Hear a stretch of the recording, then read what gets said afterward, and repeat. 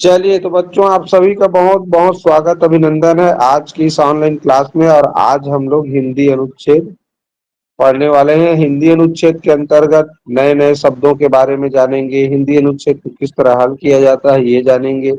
दूसरा, हिंदी व्याकरण से संबंधित भी प्रश्न मैं पूछूंगा। तो बहुत सारी चीजें हिंदी अनुच्छेद से संबंधित सीखेंगे। तो आप सभी माइक बंद करके ध्यान से अनुच्छेद को सुनिए, उसके बाद प्रश्न का उत्तर दीजिएगा।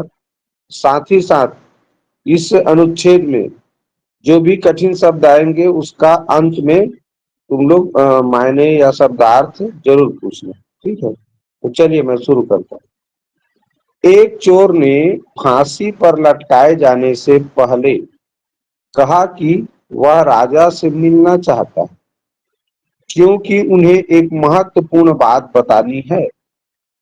जब उसे राजा के पास ले जाया गया तो उसने कहा कि मैं ऐसे पेड़ उगाना जानता हूं जो सोने के फल देते हैं। यह जानने को उत्सुक और व्यग्र हुए कि क्या चोर की कही बात सच हो सकती है। चोर ने कहा कि ऐसा वृक्ष तभी बढ़ सकता है जब उसका रोपण कई ईमानदार व्यक्ति करे। इसके बाद उसने राजा को वृक्षारोपण करने के लिए कहा।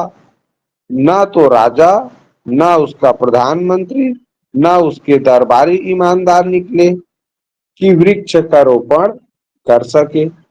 इससे स्पष्ट हो गया कि वे भी बेईमान थे। इसलिए राजा ने चोर को क्षमा कर दिया। तो कहानी तो बड़ा बहुत अच्छा है। चलिए कहानी सुने हो, अनुच्छेद सुने हो, अब प्रश्न की ओर आते हैं, ठीक है। तो ये रहा हमारा इस अनुच्छेद का पहला प्रश्न। अनुच्छेद में क्या लिखा है? राजा के दरबारी सोने के फल देने वाले पेड़ के बारे में जानने को व्यग्र हो गए क्योंकि वे लालची थे। वे धनी बनना चाहते थे, ना चाहते थे कि क्या चोर सच कह रहा है। चौथा, वे सब उसे झूठा सिद्ध करना चाहते। तो चलिए पहला ऑप्शन में कौन कौन जा रहे हैं वो अपना नाम बताओ। वे लालची थे, कौन कौन कह रहे हो कि वो लालची थे? किसी का जवाब नहीं आया, मतलब ठीक। वे धनी बनना चाहते थे, पल्लवी ये सर, कौन कौन सा है? हिमांशी, हिमांशी और पल्लवी सेठी सर, पल्लवी बिसेंडी और ठीक। दो बच्चे हिमांशी और पल्लवी ऑप्शन 2 पे जा रहे हैं। ऑप्शन 3, वे जानना चाहते थे कि तनुश्री, क्या चोर सच कह रहा है। तनुश्री, भूमि, तनु और भूमि, वि, वनवाणी, वि, विद्या, सृष्टि, अमन, विधि, सृष्टि। क्या? भूमि, और बोलो। भूमि। अर्पित, चौथा ऑप्शन, वे सब उसे झूठा सिद्ध करना चाहते थे।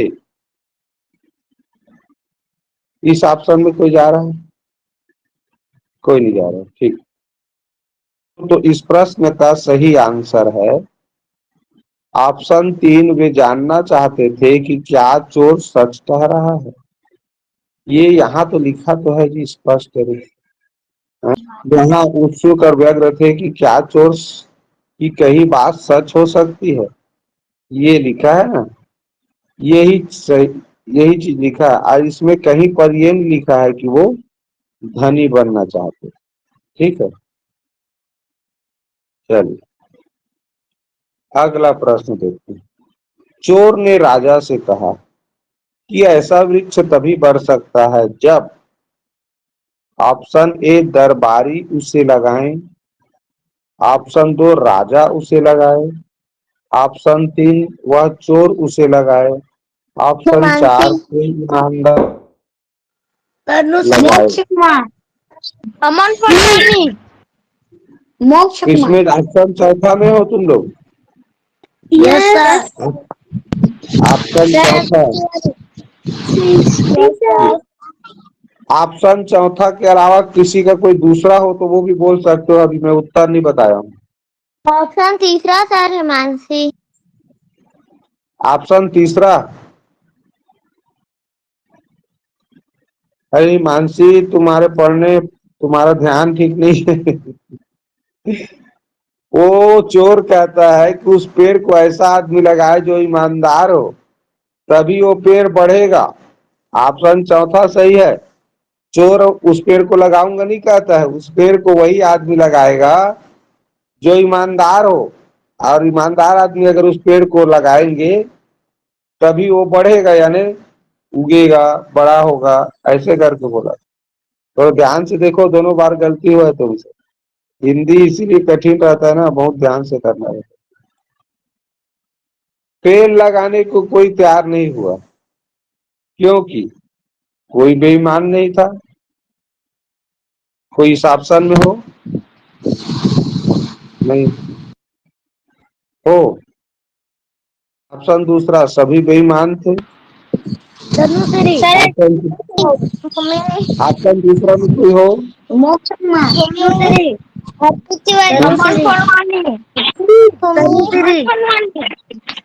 ठीक ठीक, चलो बढ़िया।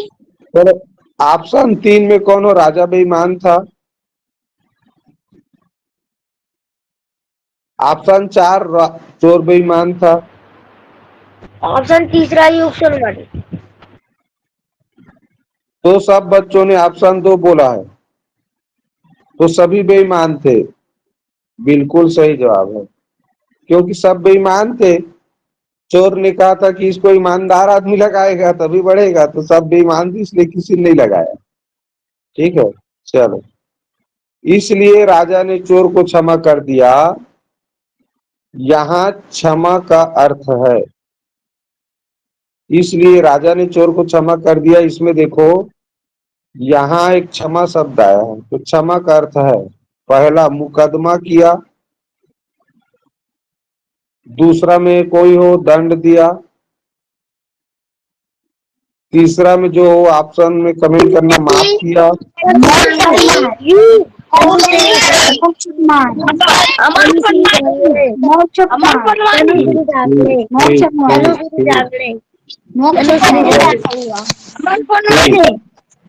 ठीक। एक बार ही बोलना है।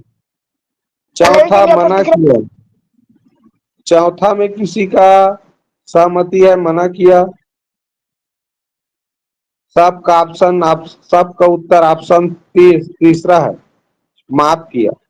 तो क्षमा करना मतलब माफ करना होता है, बिल्कुल सही जवाब। चलिए, सबका उत्तर सही था इसमें। अगला देखिए, पांचवा, अनुच्छेद के लिए उपयुक्त शीर्षक होगा। तुम लोगों को क्या लगता है, क्या नाम होना चाहिए?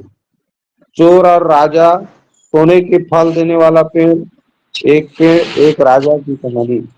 ऑप्शन नंबर चौथा था राजा। ऑप्शन नंबर तीसरा।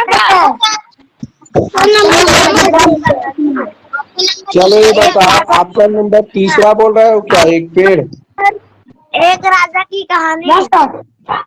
एक राजा की कहानी नहीं सर, ऑप्शन पहला। दूसरा सर। चलो, चोर और राजा में कौन सा? ऑप्शन दूसरा। अर्पित तिवारी। तो ध्यान से अगर अनुच्छेद सुने हो, ध्यान से सुनो, माइक बंद कर दो, माइक बंद कर दो, ध्यान से सुनो। अगर तुम लोगों ने पूरा अनुच्छेद सुना है तो दो चीज इसमें, दो ऑप्शन ज्यादा सही लग रहे हैं। एक तो एक चोर और राजा की कहानी, तो चूंकि राजा के बारे में कुछ नहीं बताया है तो ये भी गलत होगा। सोने के फल देने वाला पेड़, ये बिल्कुल सही जवाब, क्योंकि सोने के फल देने वाले पेड़ के बारे में वो जानता हूं करके बताता है चोर। और वो पेड़ ऐसे उगेगा जब उसे कोई ईमानदार आदमी लगाएंगे। तो पूरा का पूरा कहानी सोने के फल देने वाला पेड़ के बारे में और उस चोर के बारे में। तो चोर और राजा थोड़ा सही नहीं लग रहा है, ये दूसरा सही उत्तर। अब आते हैं इसमें आए कठिन शब्द की ओर। ठीक है, तो आप लोग बताओ, यहां पर लिखा है एक चोर ने फांसी पर लटकाए जाने से पहले कहा। यहाँ एक शब्द क्या है? संज्ञा है, सर्वनाम है, विशेषण है, क्रिया विशेषण? मेरा प्रश्न है, एक चोर ने फांसी पर लटकाए जाने से पहले कहा, तो एक शब्द क्या है? संज्ञा है कि सर्वनाम है संज्ञा। कि विशेषण है कि क्रिया विशेषण है? उत्तर बताओगे वो अपना नाम भी बताओगे ताकि मुझे भूमि पता संज्ञा। चले। भूमि तेरे हिसाब से संज्ञा। और बताओ जी। सर मेरे भी हिसाब से संज्ञा। तो चलो ये बताओ, संज्ञा बोल रहे हो, संज्ञा माने क्या होता है? संज्ञा माने क्या होता है? नाम। नाम। तो ये बताओ, ये किसी जीव का नाम है एक? किसी जीव के लिए लिखा गया है एक? विशेषण पल्लवी। विशेषण। पल्लवी के हिसाब से विशेषण है। अब पहले संज्ञा वालों से पूछते हैं, क्या ये कोई जीव है? किसी जीव का नाम है एक?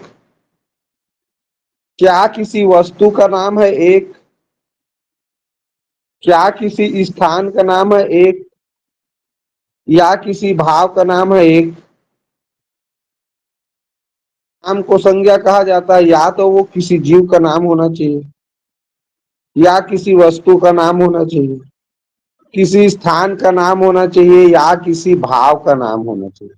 भाव जिसे हम एहसास कर सकते हैं, देख या छू नहीं सकते, एहसास किया जाता है। तो ये चारों का तो नाम एक है ही नहीं, एक एक संख्या है। और कोई भी संख्या क्या होता है? विशेषण होता है। कोई भी संख्या क्या होता है? विशेषण होता है। जैसे एक चोर, एक पेन, एक आदमी, तीन लोग, चार कुर्सी। तो हम किसी की संख्या जब बताते हैं तो उस वस्तु की क्या बता रहे हैं? विशेषता बता रहे हैं कि वह कितना है। तो संख्या एक विशेषण शब्द होता है। अब इसमें कठिन शब्द तुम लोग के हिसाब से कुछ कुछ लगा होगा, जैसे व्यग्र। कोई बताएगा? चोर ने, यहाँ लिखा है कि राजा और उसके दरबारी यह जानने को उत्सुक और व्यग्र हुए। तो व्यग्र हुए का मतलब क्या हो सकता है? अपने हिसाब से कुछ सोचो, पूरा वाक्य को पढ़ लो, उसके आधार पर सोचो क्या हो सकता है।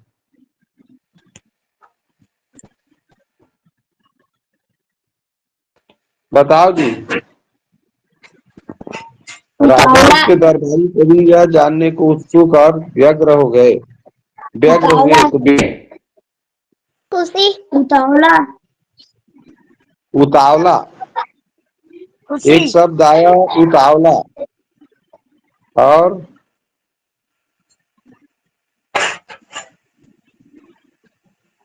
बहुत ही ज्यादा, खुशी। जब किसी चीज को जानने के लिए, जब किसी चीज को जानने के लिए बहुत ज्यादा उत्सुक हो जाए, जिज्ञासु हो जाए, व्याकुल हो जाए। व्याकुल शब्द वैसे दुख की स्थिति में किया जाता है। ठीक है, तो व्यग्र होना यानी बहुत ज्यादा उतावला होना कह सकते हैं। एक लड़के ने कहा, अभी जवाब दिया, उतावला होना।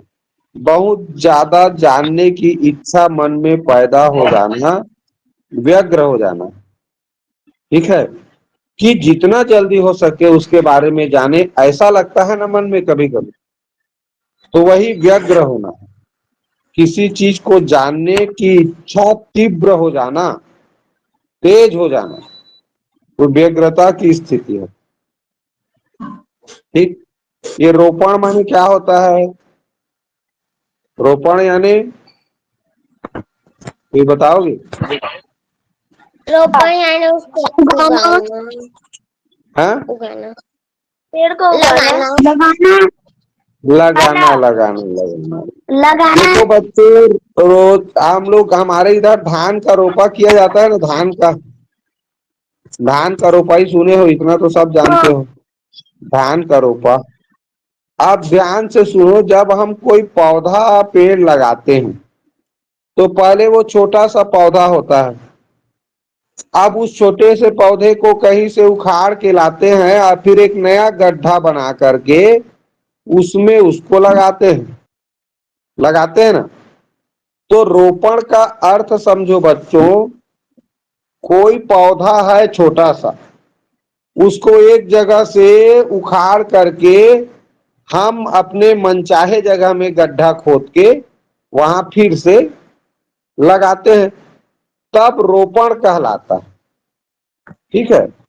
तो पौधे का रोपण जो होता है, वो पहले एक जगह पौधा था, वहां से उसको उखाड़े और हम जहां चाहते हैं वहां गड्ढा करके फिर से उसको लगा देते हैं। तो ये पौधा रोपण। उसी तरह धान का रोपा भी होता है। तो देखना, एक जगह पहले क्या दिए रहते हैं जी, एक जगह पहले को छिड़काव किए रहते हैं, फिर वहां से उसको उखाड़ते हैं, धान को आना होता है वहां जाके लगा देते हैं। इसीलिए उसको धान का रोपाई बोलते हैं, क्योंकि पौधा हमने एक जगह लगाया था, वहां से उखाड़ा फिर दूसरे जगह लगा दिया। ऐसे ही देखना, हम लोग जब पेड़ पौधे लगाते हैं, पेड़ या पौधा लगाते हैं, ठीक है, पेड़ पौधा, तो पौधा एक जगह उगा रहता है, उसको उखाड़ के लाते हैं या कहीं से मार्केट से खरीद के भी लाते हैं। आजकल लाते हैं ना नर्सरी वगैरह से जी, मनचाहा पेड़ खरीद के लाते हैं और उसको फिर अपने घर के कोला में, आंगन में, जहां भी जगह है जहां लगाना रहता है वहां लगाते हैं, या सड़क किनारे, तालाब के किनारे, पार में, ऐसे। तो ये कहलाता है रोपण। रोपण में एक पौधा कहीं लगा रहता है, उसको उखाड़ते हैं और अपने मनचाहा जगह में उसको लगाते हैं, ये रोपण है। ठीक उसी से वो धान का रोपा शब्द बना, रोपा लगाना। अब इसमें तो मुझे कोई शब्द कठिन नहीं लग रहा है, अगर तुम लोगों को लग रहा होगा तो पूछो, बताओ। सर दरबारी आने। ठीक। दरबारी यानी देखो, राजा के दरबार में राजा को छोड़कर और जितने भी मंत्री वगैरह रहते हैं, दरबार में राजा के साथ जो भी बैठते हैं, अगल बगल में बैठे रहते हैं ना, उन्हीं आता है। तो राजा के दरबार में राजा को छोड़ के जितना भी और बैठे हैं, आदमी बैठते हैं, वो सब दरबारी कहलाते हैं। और किसी को इसमें कोई प्रश्न पूछना है?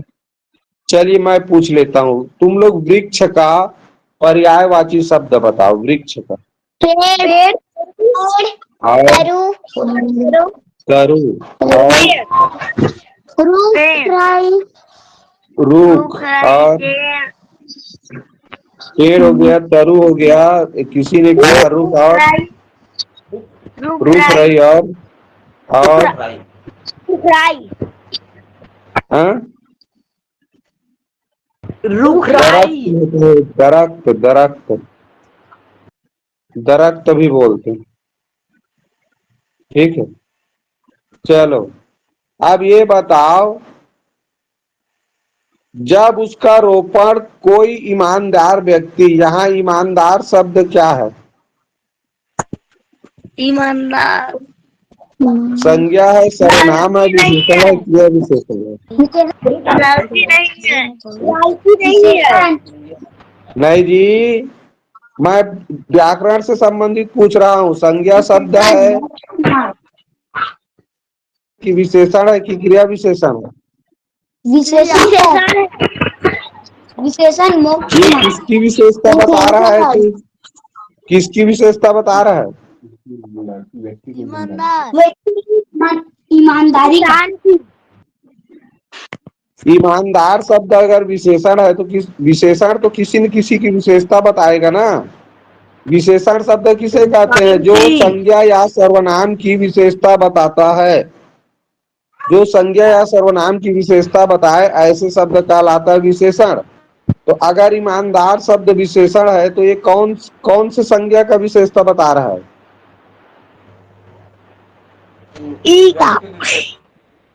हाँ, व्यक्ति।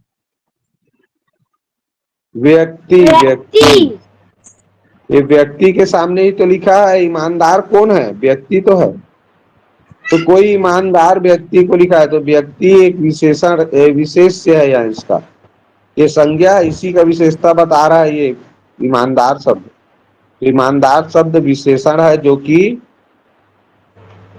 ये जो संज्ञा शब्द है व्यक्ति, इसकी विशेषता बता रहा है।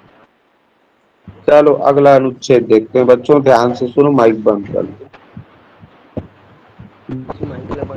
लगाने वाले शहरी जीवन की विशेष पहचान है लिखा, याद रखना। ये चलते फिरते दुकानदार होते हैं जो अपने सिर पर या ठेले पर रखकर किराने का सामान, खिलौने तथा अन्य रोजमर्रा की चीजें बेचते हैं। वह सामान बेचने के लिए गली गली घूमता है। सामान बेचने का उसका तरीका भी बड़ा आकर्षक होता है। वे अपना सामान लेकर मजेदार आवाज में चिल्लाते हैं। अब क्या चिल्लाते हैं, चलिए देखते हैं। कुछ फेरी वाले घंटियां बजाते हैं, जबकि दूसरे ग्राहकों का ध्यान आकर्षित करने के लिए अनोखी आवाजें करते हैं। फेरी वालों के ग्राहकों में औरतें होती हैं जो सब्जियां, फल खरीदती हैं, और बच्चे होते हैं जो आइसक्रीम, मिठाइयाँ या खिलौने खरीदते हैं। फेरी वालों की चीजों का कोई निश्चित मूल्य नहीं होता है, इसलिए खरीदने से पहले लोग उससे भा तो ये बहुत ही बढ़िया अनुच्छेद खत्म। अब तुम लोगों का एक खराबी बता देता हूँ। तुम लोगों में से किसी न किसी का माइक ऑन रहता है, जब देखो तब। अरे भैया, जब मैं अनुच्छेद पढ़ रहा हूं तो तुमको माइक ऑन करने की क्या जरूरत है? अभी कमेंट करोगे बीच में। आप प्रश्न जब चलेगा तो माइक ऑन करना, वो भी ऑप्शन बोलने के बाद एक ही बार ऑप्शन बोलना है। ऑप्शन बोलने के बाद तुरंत माइक बंद करना है। कई बच्चे चार चार पांच पांच बार अपना नाम ले लेके बोलाते हैं। अरे ऐसा नहीं करना है, मुझे सबका सुनाई देता है। एक बार ही ऑप्शन बोलो। पहला प्रश्न है, फेरी वाला है। ऑप्शन ए, बड़ा व्यापारी। इस ऑप्शन के साथ जो जा रहे हो अपना नाम बोलो। कोई नहीं जा रहे हो। ऑप्शन दो, चालू विक्रेता। ठीक, नहीं बोले। ऑप्शन तीन, घुमक्कड़ विक्रेता। कोई नहीं बोले। ऑप्शन चार, चलता फिरता दुकानदार।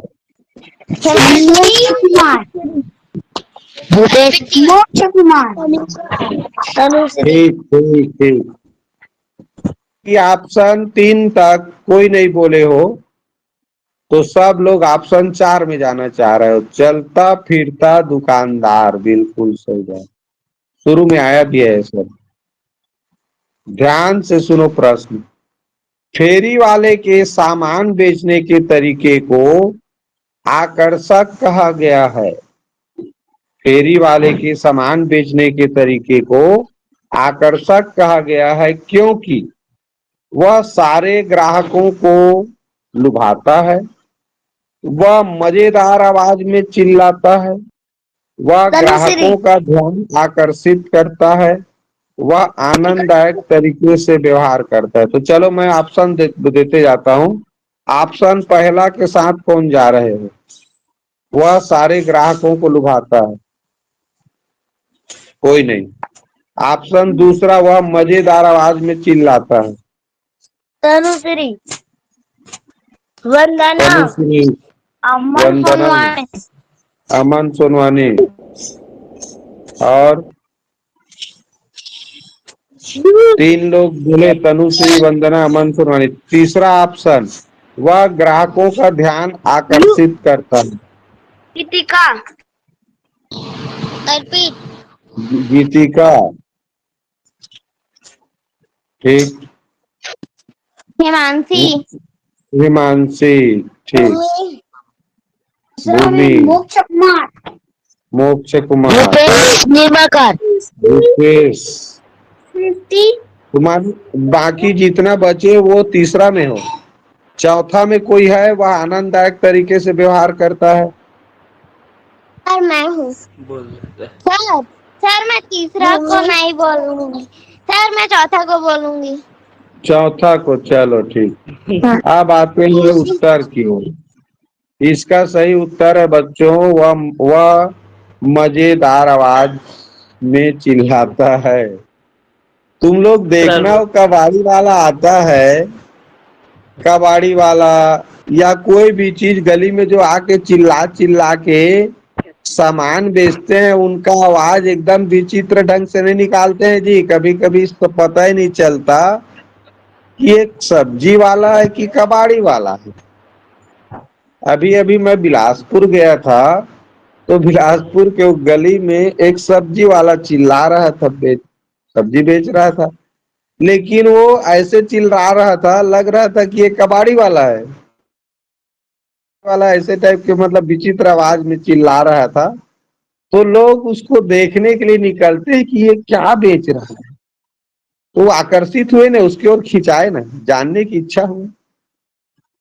तो ये है बच्चों, वास्तव में वह मजेदार आवाज में चिल्लाता है। यहाँ लिखा तो है शुरू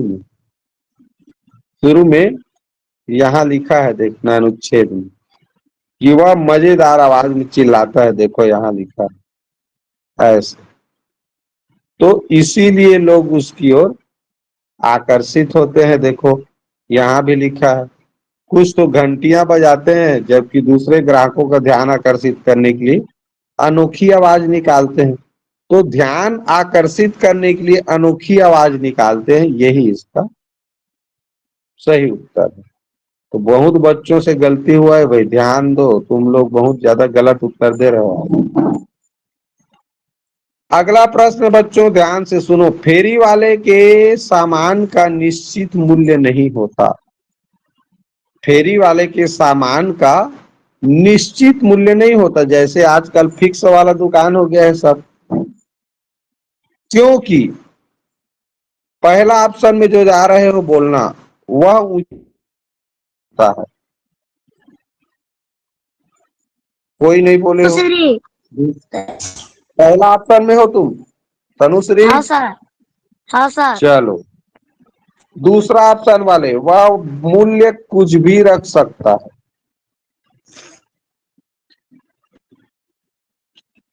तीसरा, ग्राहक उससे भाव ताव कर सकते हैं। हिमांशी। मोक्ष। अमन कुमार। ठीक। भूमि।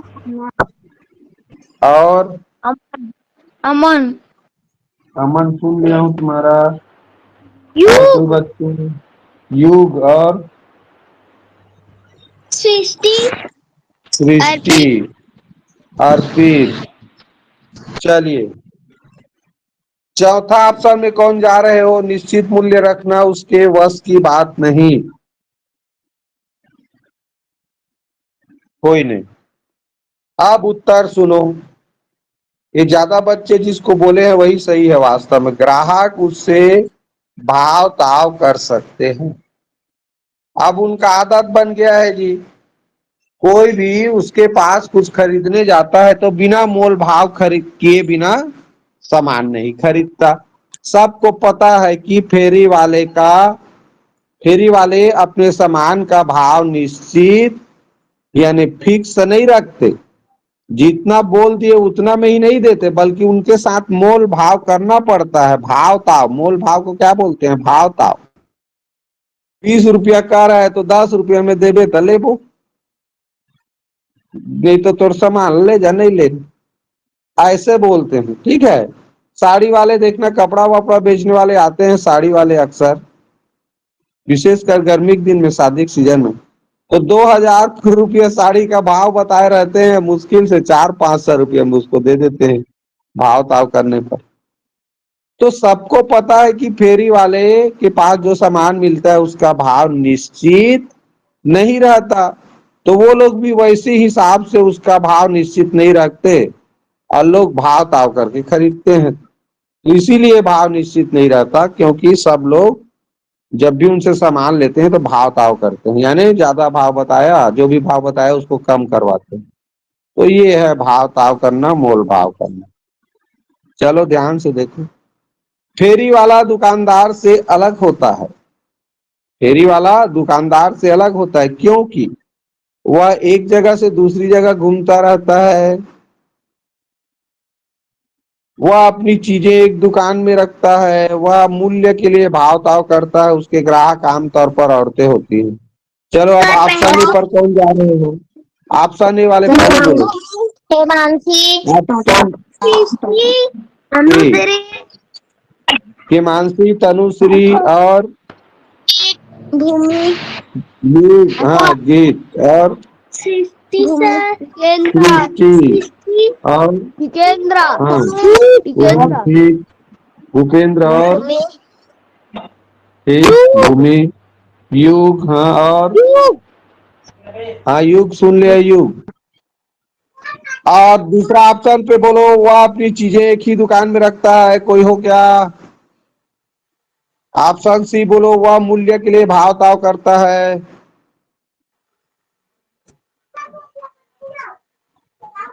उसके ग्राहक आमतौर पर औरतें होती हैं। कोई नहीं है वो। ऑप्शन ए बिल्कुल सही जवाब है। वह एक जगह से दूसरी जगह घूमता रहता है।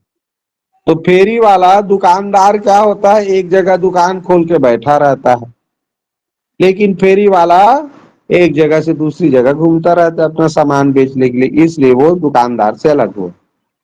चलिए बच्चों, इस अनुच्छेद में पहचान शब्द का आशय है। पहचान का आशय है मतलब समानार्थी शब्द पूछ रहा है, शब्दार्थ मायने।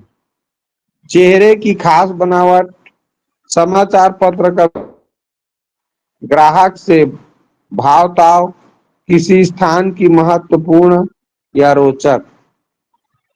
इस अनुच्छेद में पहचान शब्द आया है।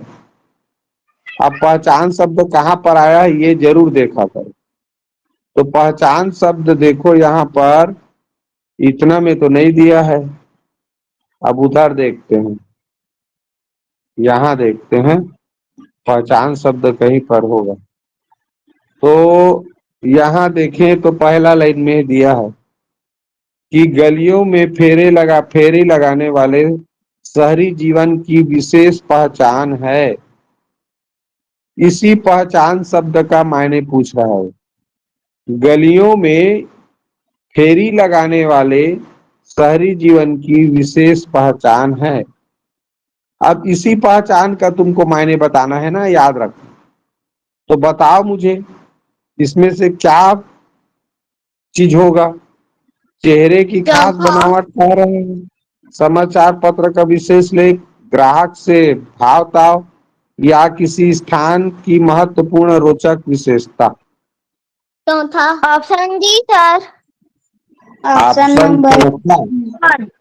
हाँ ऑप्शन चौथा में ऑप्शन चौथा कौन कौन कह रहे हो कि सही है? भूमि, हिमांशी, सृष्टि, मोक्ष कुमार और अमन। ठीक, युग हाँ। चलिए बच्चों, टाइम नहीं करते हैं, इसका सही उत्तर जान लो। बिल्कुल सही जवाब दिए हो, चौथा ऑप्शन बिल्कुल सही। अब ये प्रश्न बहुत ही स्पेशल प्रश्न है, क्यों है बता रहा हूं। जब भी किसी शब्द का आशय पूछे, शब्दार्थ पूछे, समानार्थी शब्द पूछे, सबका मतलब वही होता है, याद रखो। आशय कहे, शब्दार्थ कहे, समानार्थी शब्द कहे, पर्यायवाची शब्द कहे या मायने कहे, तो उस शब्द को पहले अनुच्छेद में ढूंढना वो कहां पर लिखा है। किसी भी शब्द का आशय पूछे तो तुमको पहला काम क्या करना है, ये तुम चार ए ऑप्शन पढ़ने की बजाय सबसे पहले देखना वो शब्द कहां पर लिखा है अनुच्छेद में। और वहां जा करके उस वाक्य को 2-3 बार पढ़ना, तो 2-3 बार पढ़ना और कोशिश करना कि ये पहचान का मतलब क्या है, फिर ऑप्शन देखना उसी समय, फिर पता चल जाएगा कि वास्तव में उसका अर्थ कौन सा है चारों ऑप्शन में। देखो वहां पर शहरी जीवन का पहचान बताया है, तो शहरी जीवन, शहर एक स्थान का नाम है ना जी, तो किसी स्थान की महत्वपूर्ण रोचक विशेषता के बारे में बताया है, यही उत्तर हुआ। चेहरे का बनावट तो ये तो बताया ही नहीं है भाई उस लाइन में, समाचार पत्र तो बारे में बताया नहीं है, और ग्राहक से भाव ताव करना ये तो अलग ही चीज है। ठीक, तो ये हो गया बच्चों ये अनुच्छेद।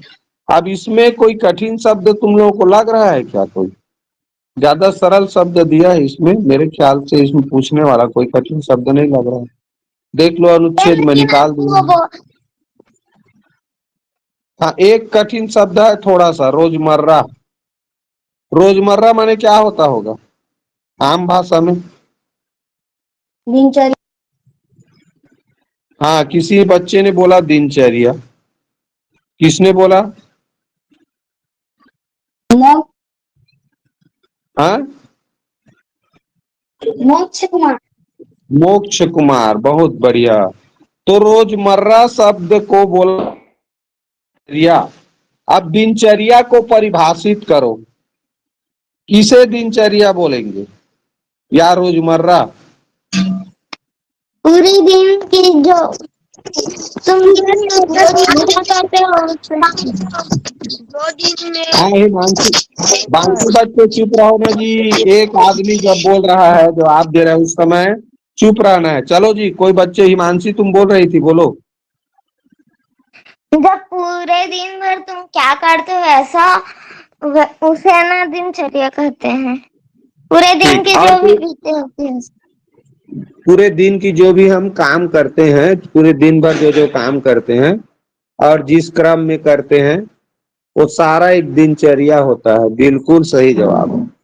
देखो बच्चों, हर व्यक्ति ना कुछ काम ऐसा है जिसको रोज करता है। जैसे सुबह उठे, टॉयलेट गए फ्रेश होने, टॉयलेट गए उसके बाद ब्रश किए, नहाए धोए, फिर खाना खाए।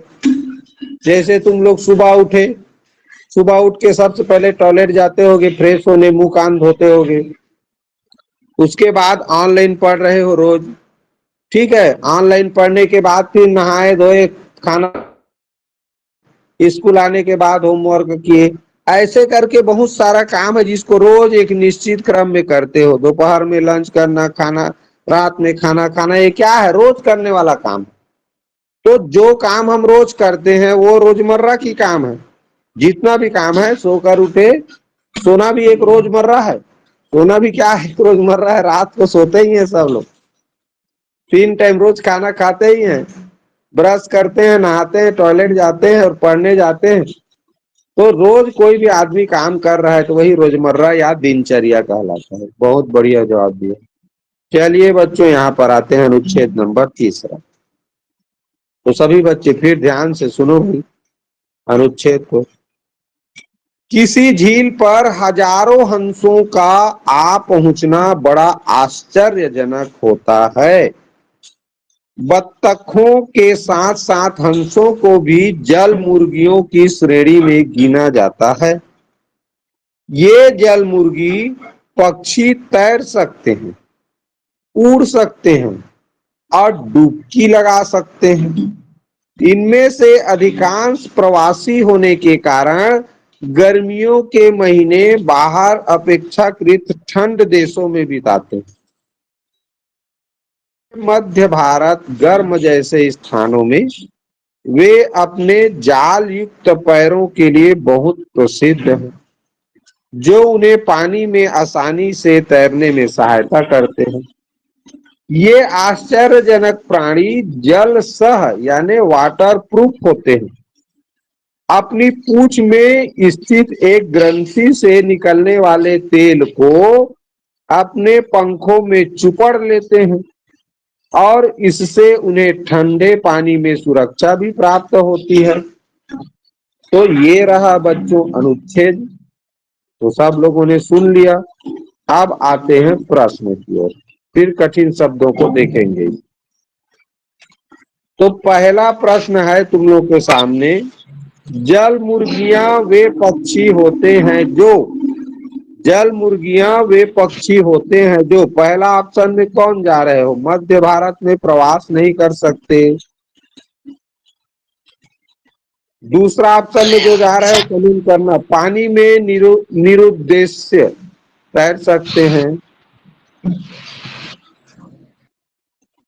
तीसरा, तैर सकते हैं, डुबकी लगा सकते हैं और उड़ सकते हैं। मोक्ष कुमार। ऑप्शन में जा रहे हो तो बोलो। मोक्ष कुमार। हेमांशी बोला और हेमांशी बोली और युग। युग, हाँ। मोक्ष कुमार। और कोई हो? दो तीन लोग बोले हो बस। मोक्ष कुमार और अमन फनवानी। अमन सोनवानी और हाँ ठीक। पल्लवी।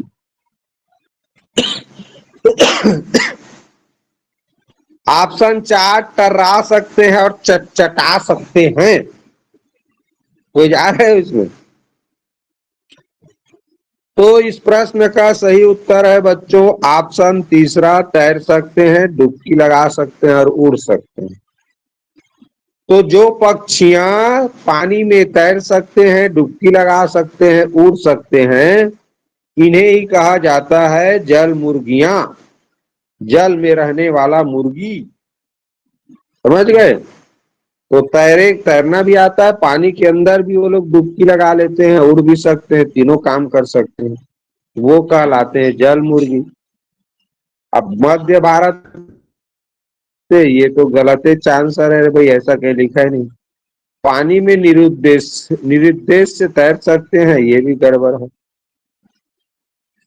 अगला प्रश्न, सुपरिचित के लिए दूसरा शब्द अनुच्छेद में है।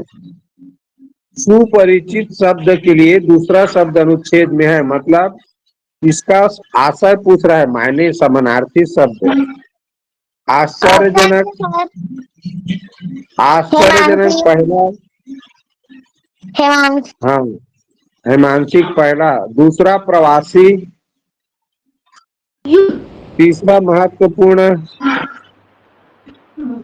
चौथा प्रसिद्ध, प्रसिद्ध। मोक्ष कुमार। मोक्ष कुमार। मोक्ष कुमार, मोक्ष कुमार प्रसिद्ध में हो। अब देखो दो ही लोग जवाब दिए हो, बाकी का तो नहीं माना जाएगा। दो लोगों का माना जाएगा बस, एक तो आश्चर्यजनक बोली है और एक प्रसिद्ध।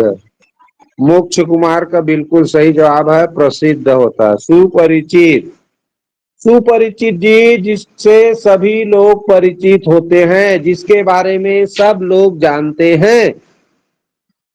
अभी तुम लोगों से कहूं लड़कों से विराट कोहली कौन है तो तुरंत है, ऋतिक रोशन कौन है, कैटरीना कैफ कौन है, अमिताभ बच्चन कौन है, तो तुरंत बता दोगे। क्यों? क्योंकि वो लोग प्रसिद्ध लोग हैं, उनको टीवी में देख रहे हैं, समाचार में देख रहे हैं, तो सब लोग उनका नाम जानते हैं, पहचानते हैं। तो वो प्रसिद्ध लोग हैं, उनके नाम, उनको चेहरा से अच्छे से जानते हो, उसी को बोलते हैं सुपरिचित, जिनसे आप अच्छे से परिचित हो। सु माने क्या होता है? अच्छा। तो जिनसे आप अच्छे से परिचित हो, जिन्हें अच्छे से जानते हो, तो वो प्रसिद्ध आदमी है, तभी तो जानते हो। तो सुपरिचित का अर्थ हो गया प्रसिद्ध, प्रसिद्ध। अगला शब्द सुनो, जल मुर्गियां किस बात के लिए अधिक प्रसिद्ध हैं? पहला, जल सह होने के लिए। दूसरा, एक स्थान से दूसरे स्थान में प्रवास के लिए। तीसरा, जल युक्त पैरों के लिए जो तैरने में सहायक हैं। चौथा, झुंड में चलने के लिए। अब मैं प्रश्न करना शुरू करता हूं, चारों ऑप्शन पढ़ के सुना दिया। ऑप्शन ए के साथ कौन होने के लिए अधिक प्रसिद्ध है बोला है ना, याद रखना। तुम लोग चाहो तो अनुच्छेद भी देख सकते हो। जल मुर्गियां किस बात के लिए अधिक दिखाओ। प्रसिद्ध है? प्रसिद्ध होना और अधिक प्रसिद्ध होना दोनों में अंतर है। तो चलो एक बार अनुच्छेद को देख लो, फिर उत्तर देना। जल मुर्गियां किस चीज के लिए अधिक प्रसिद्ध हैं? देख लो, इसमें लिखा हुआ है, कहीं न कहीं पर लिखा होगा, तभी प्रश्न पूछा गया। ठीक है, देख लो भाई। लिखा है बोल रहे। लिखा है। तो चलो अब देख लिए तो बताओ, ऑप्शन ए के साथ कौन जाना चाहते हो? जल सह होने के लिए। दूसरा, एक स्थान से दूसरे स्थान में प्रवास के लिए। कोई नहीं। जाल युक्त पैरों के लिए जो तैरने में सहायक है, सहायक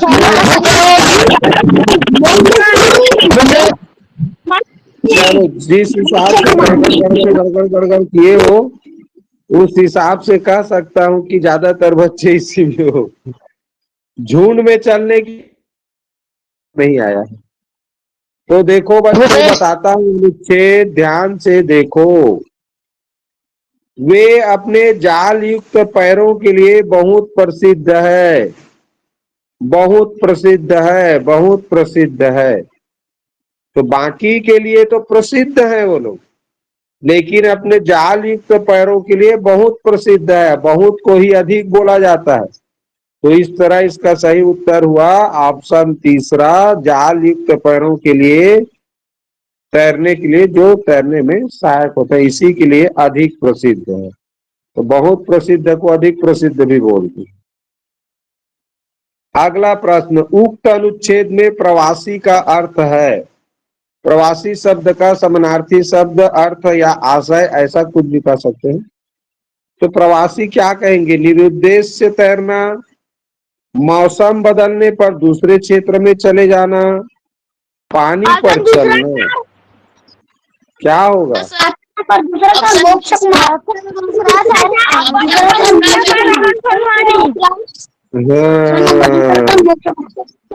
जिस हिसाब से हड़बड़ा रहे हो, उस हिसाब से प्रश्न का उत्तर तुम लोगों का सही बिल्कुल सही जवाब है बच्चों। मौसम बदलने पर दूसरे क्षेत्र में चले जाना। आप लोगों के गांव तरफ देखना, तालाब होगा, खेत खार होगा, तो जब ठंड का दिन आता है ना, ठंडी का मौसम, तो बहुत सारे पक्षी तालाब में, बड़े बड़े बत्तख की तरह दिखने वाले, हंस की तरह दिखने वाले पक्षी तालाबों में आके रहते हैं। और वो फिर जैसे ही ठंड का मौसम खत्म होता है, फिर वो लोग जहां से आए रहते हैं वहां चले जाते हैं।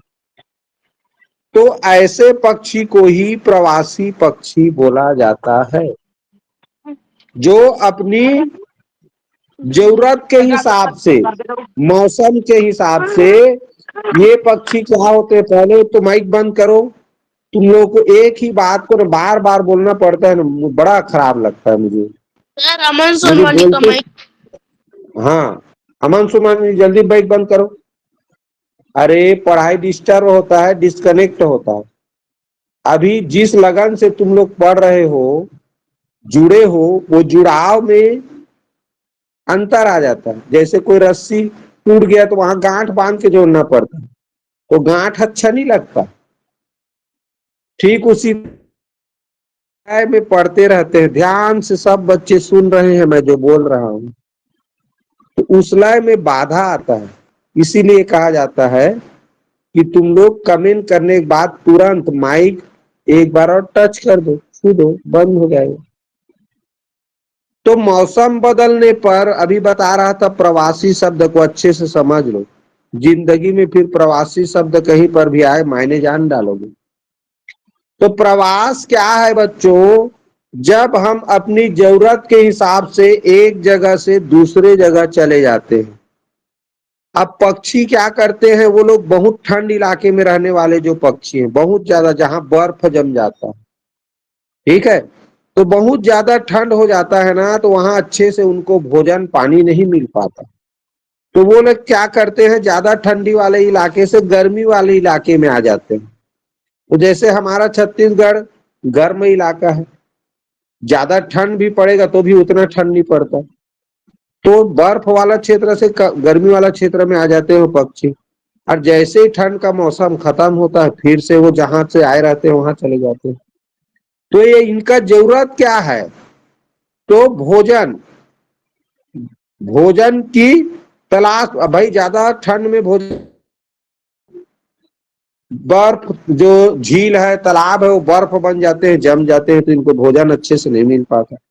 तो लोग गर्मी क्षेत्र में आते हैं जहां पानी, बर्फ नहीं जमता, तो यहाँ उनको अच्छे से भोजन मिलता है। तो इनकी जरूरत की चीजें हैं वो इनको यहाँ मिलता है, इसलिए प्रवास करते हैं। आदमी लोग भी प्रवास करते हैं। बहुत लोग देखना बाहर दूसरे राज्य कमाने जाते हैं, काम करने जाते हैं ना, या अपने ही राज्य के शहरों में काम करने जाते हैं, ताकि काम करके वहां पैसा पा सकें, उससे उनका जीवन यापन, दिनचर्या, जो भी जरूरत की चीजें हैं उसकी पूर्ति कर सके। तो लोग जो शहरों में काम करने के लिए जाते हैं वो भी शहरों की ओर प्रवास कर रहे हैं।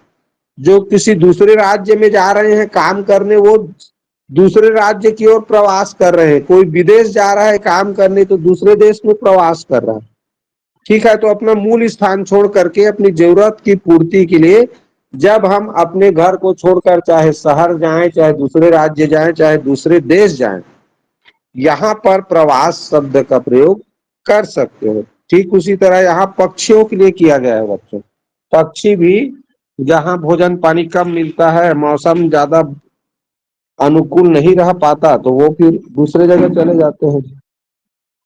ठीक, अगला अनुच्छेद, अनुच्छेद के लिए उपयुक्त शीर्षक।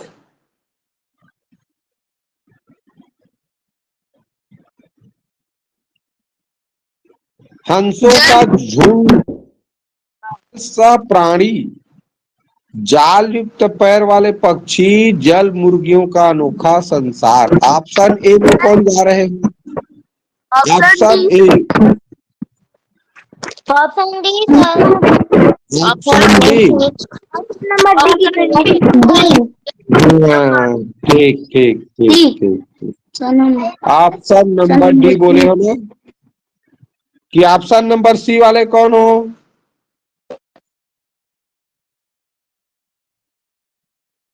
चलिए, इसका सही उत्तर होगा बच्चों ऑप्शन डी, जल मुर्गियों का अनोखा संसार। जल मुर्गी पा शब्द तो ज्यादा आया है जी, जल मुर्गियों का अनोखा संसार। तो ये हो गया हमारा क्वेश्चन आंसर। इसका अनुच्छेद बड़ा मजेदार है, तो एक बार अनुच्छेद की ओर पुनः झांक लेते हैं, निहार लेते हैं, देख लेते हैं। ठीक है, तो चलो देखो, इसमें कुछ शब्द हैं जिनका अच्छे से मायने जानना बहुत जरूरी है। कौन सा शब्द है बताएं?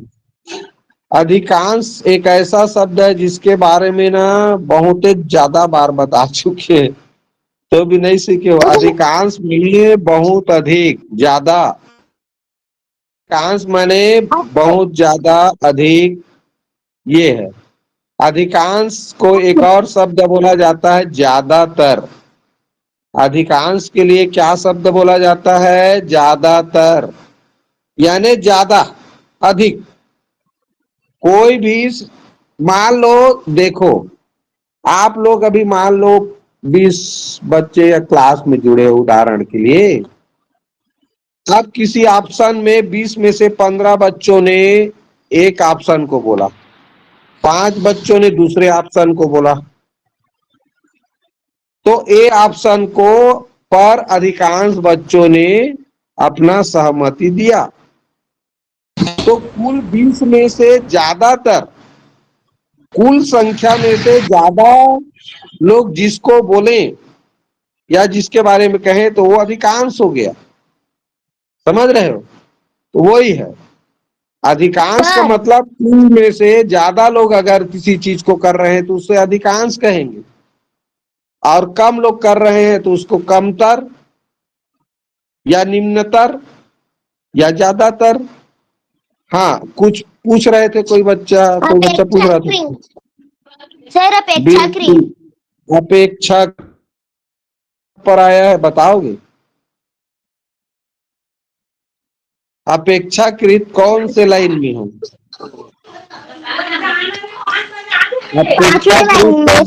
सबसे पहले में। हाँ बिल्कुल बिल्कुल, आगे मिल गया मुझे। माइक बंद रखो बच्चों, बता रहा हूं। ये लिखा है, देखो पूरा वाक्य पढ़ोगे समझ आ जाता है। प्रवासी होने के कारण गर्मियों के महीने बाहर अपेक्षाकृत ठंडे देशों में बिताते हैं। तो ये क्या है लिखा है? ये जो पक्षी है क्या है? प्रवासी, एक जगह से दूसरे स्थान जाने वाले पक्षी गर्मियों के महीने बाहर अपेक्षाकृत ठंडे देशों में। अपेक्षाकृत का मतलब होता है बच्चों, जब दो चीजों में तुलना करते हैं। मान लो एक गर्म क्षेत्र है और ये ठंड क्षेत्र है, तो तुम लोग जैसे गर्मी, हम लोग जैसे गर्मी इलाका में रहने वाले क्षेत्र है। छत्तीसगढ़ में बहुत ज्यादा 8 महीना तो गर्मी करता है, मुश्किल से 3-4 महीने ठंड रहता है। तो देखना गर्मियों में लोग ठंडे इलाकों में पिकनिक मनाने जाते हैं। क्योंकि गर्मी ज्यादा खराब लगता है भाई, तो लोग चाहते हैं कि ठंडा मौसम मिले उस समय। ठीक है, कि गर्मी की अपेक्षा ठंडा क्षेत्र अच्छा होता होगा। गर्मी के क्षेत्र, गर्मी के मौसम में ठंडा क्षेत्र अच्छा था। तो अपेक्षाकृत यानी तुलना में। अपेक्षाकृत माने क्या है? तुलना में। ठीक, कोई भी दो चीज ले सकते हो। मान लो तुम्हारे सामने रसगुल्ला रख दिया जाए, क्या? रसगुल्ला। और दूसरे तरफ रख दिया जाए क्या जी? समोसा। इसमें से तुम किसे अधिक पसंद करते हो, ऐसे पूछेंगे। तो हिमांशी तुम ही बता दो, अगर रसगुल्ला है एक तरफ समोसा है, तो इन दोनों में अपेक्षाकृत किसको पसंद करोगे? रसगुल्ला। तो ये तुमने तुलना किया ना भाई, कि रसगुल्ला रहेगा एक तरफ समोसा रहेगा, तो मैं रसगुल्ला को ज्यादा पसंद करूंगी, ऐसे। तो वही है, किसी भी चीज को ज्यादा पसंद करना वही अपेक्षाकृत है। तुलना करते हुए दो चीज रहेगा तभी अपेक्षाकृत शब्द आता है। यहां मैं कह सकता हूं कि हिमांशी रसगुल्ला और समोसा में समोसा के अपेक्षाकृत करती है, ऐसे बोल सकते हैं कि हिमांशी समोसा के अपेक्षाकृत या समोसा के तुलना में रसगुल्ला को अधिक पसंद करती है। तो इस तरह इसका, जब दो चीजों में तुलना किया जाता है कि उनमें से कौन अच्छा है या कौन बुरा है, तब ये शब्द आता है अपेक्षाकृत, तुलना करने के लिए। ठीक है, और इसमें बहुत सुंदर एक शब्द है, जल सह। हमने अभी तक वाटर प्रूफ शब्द सुना था, इंग्लिश में सुने हैं ना जी।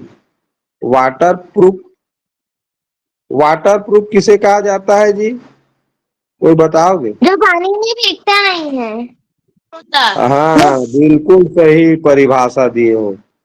जो पानी में ना भीगे, पानी में भिगाने पर भी पानी में ना भीगे, ठीक है, वो कहलाता है वाटर प्रूफ। और वाटर प्रूफ को हिंदी में कहा जाता है बच्चों जल सह। क्या कहा जाता है? जल सह। हाँ, वाटर प्रूफ के लिए हिंदी शब्द है जल सह। तो और इसमें देखो भाई, एक देखो उनमें क्या होता है जानते हो बच्चों? उनके ना पूंछ के पास, जितने भी पानी में रहने वाले, उनके पूंछ के पास एक ग्रंथि होता है, एक मांस में गांठ होता है। वो ना उनके जहां पंख लगा रहता है ना, वहीं पर रहता है। मांस में चमड़ी में एक ग्रंथि होता है, उसी ग्रंथि से तेल जैसा निकलता है। और फिर उस तेल जैसे पदार्थ को वो पक्षी अपने पंखों में लगा लेते हैं।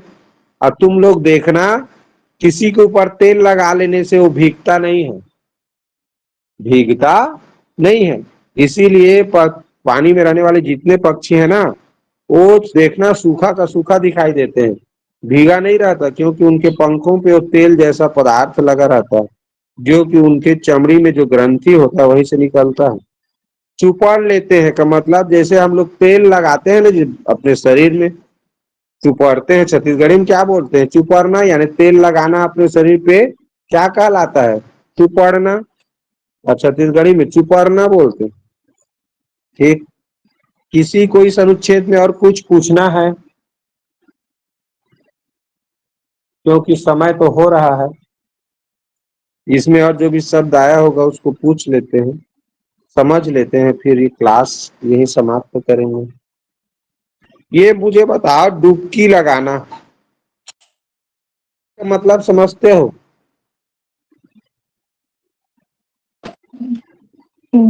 समझते हो जी?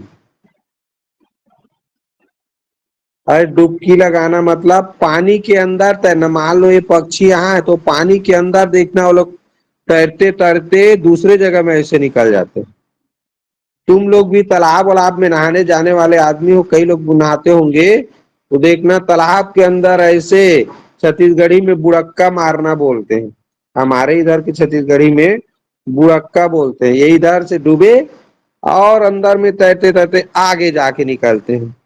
जैसे हमारे गांव से भी जुड़ी है भूमि चंद्रा, पास की जैसे लड़की जुड़ी है सृष्टि, ये लोग समझते हैं डुबकी मारना या बुड़क्का मारना बोलते हैं इसको। तालाब में तैरते हैं ना, तो एक जगह ऐसे डूबे, फिर अंदर तैरते तैरते वो दूर जाके निकलते हैं। तो देखना तुम लोग बत्तख, या जिसको हम लोग पनबुड़ी चिड़ई बोलते हैं, ठीक है, पानी में रहने वाला जी, काला काला रहता है, तो ये पक्षी अंदर डूबता है, अंदर अपना चारा ढूंढने जाता है, फिर दूर जाके निकलता है। तो पानी के सर वो अंदर जाके तैरना डुबकी लगाना कहलाता है। हाँ बोलो जी, क्या पूछ रहे थे? हाँ, पक्षी एकदम सांप के जैसे दिखते हैं ना?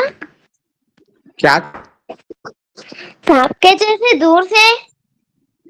क्या चीज? वो दो पनबुड़ी चिड़ई? हाँ। हाँ हाँ, दिखता तो है, काला रहता है ना, कभी कभी मुंडी ही दिखता है तो सांप जैसे दिखता है। चलो बच्चों, आज सुबह स्कूल है इसलिए क्लास यही समाप्त करते